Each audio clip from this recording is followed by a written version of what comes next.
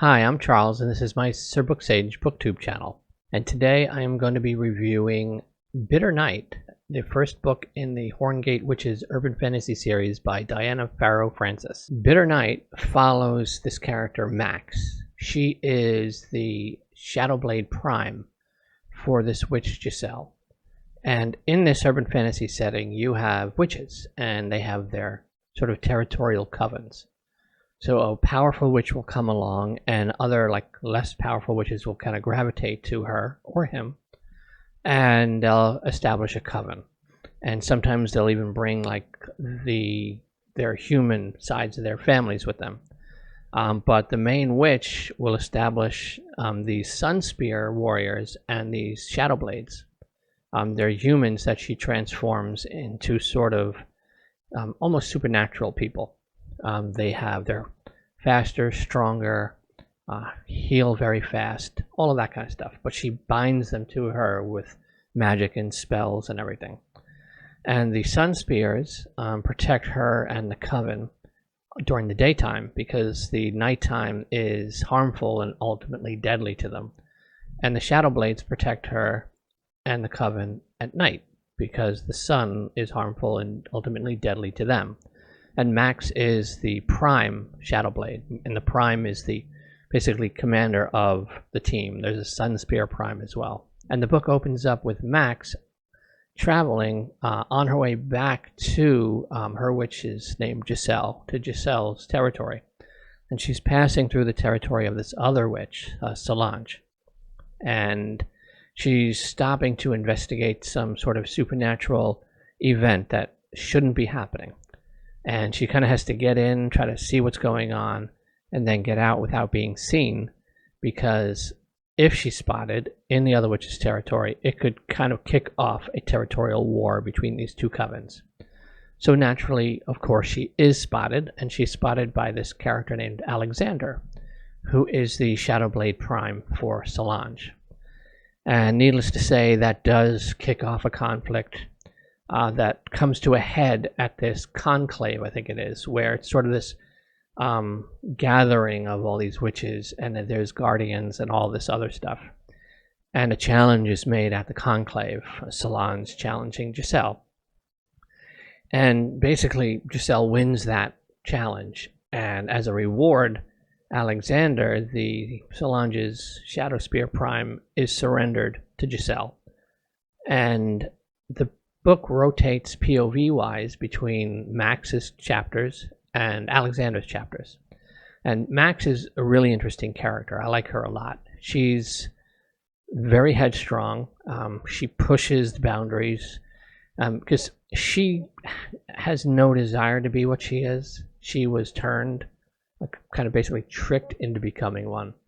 And she hates Giselle and wants to find a way to kill her, to free herself, and she doesn't care if she lives or dies in the process. But the problem with that is the Shadowblades and Sunspears, and particularly the Primes, are bound with these compulsion spells, where it's not possible for her to harm her witch, or to allow harm to come to her witch. So no matter what she wants to do, those compulsion spells will just grip her, and she can't fight them ultimately. So she's kind of very, very unhappy when the book opens up. But she cares for her team as much as she tries to keep distance with them and not care for anybody. You realize that she actually does. And Alexander is an interesting character because he looks like he's this kind of alpha male, where he would want to dominate and kind of try to take over.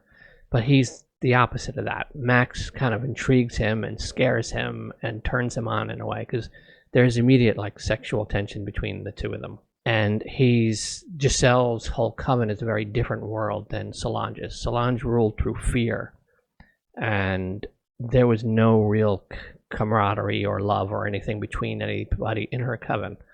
And Giselle's is like a family, and he's kind of blows his mind, and has never experienced this before in this kind of world that he's been part of. And he's been a Prime for a lot longer than Max has. As this sort of conflict between the two covens kicks off and starts to escalate, you start to realize that there's a much bigger conflict looming on the horizon. because I mentioned there's these beings called guardians, and they seem to kind of be almost like godlike. And they have angels who are bound to them that they can compel to fight for them. So they start to realize, Max starts to realize in particular, that the Guardians are basically about to start a war with like pretty much everybody. That kind of changes priorities and changes focus and direction for this coven in particular. But they still have to deal with Solange and all that. So again, I'm trying to keep this non-spoilery. That's pretty much the setup of the book, and then it goes from there. And it's really quick, fast-paced. It doesn't like really give any downtime or any lag time. I really enjoyed it. I'm more of an epic fantasy, high fantasy, you know, like Wheel of Time, Lord of the Rings, you know, A Song of Ice and Fire, Thomas Covenant. So urban fantasy is a newer genre to me. So I don't know like all the tropes and all those things to know if any of those things are present here. So the only other real urban fantasy I've read is Gail Z. Martin's Deadly Curiosities, which is this urban fantasy series I love. But urban fantasy is becoming my reading at night in bed before sleep kind of genre. It just slid into there and fits. And I've already started book 2. There's 4 books, and unlike other stories where each book is kind of its own self-contained sort of mystery you got to figure out or stop, this one is clearly one story that's told in a 4-book arc. But I thoroughly enjoyed it. I gave it 4 stars. I like Max and I like Alexander, and I'm curious to see where that dynamic is going to go, because like I said, there's a lot of sexual tension between the two of them. There's that attraction there, but because of the roles that they're in, you know, those are lines that you really shouldn't cross. But and then there's the whole bigger mystery of these guardians and what they're really after and what they're willing to do to get what they want.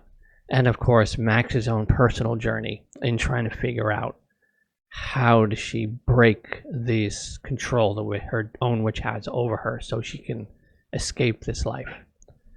But overall, I really enjoyed it. I thought it was a really fun read, and I'm looking forward to reading the rest of the series. So again, just a quick, short review, as non-spoilery as I could keep it, of Bitter Night by Diana Pharaoh Francis, book 1 of the Horngate Witches series.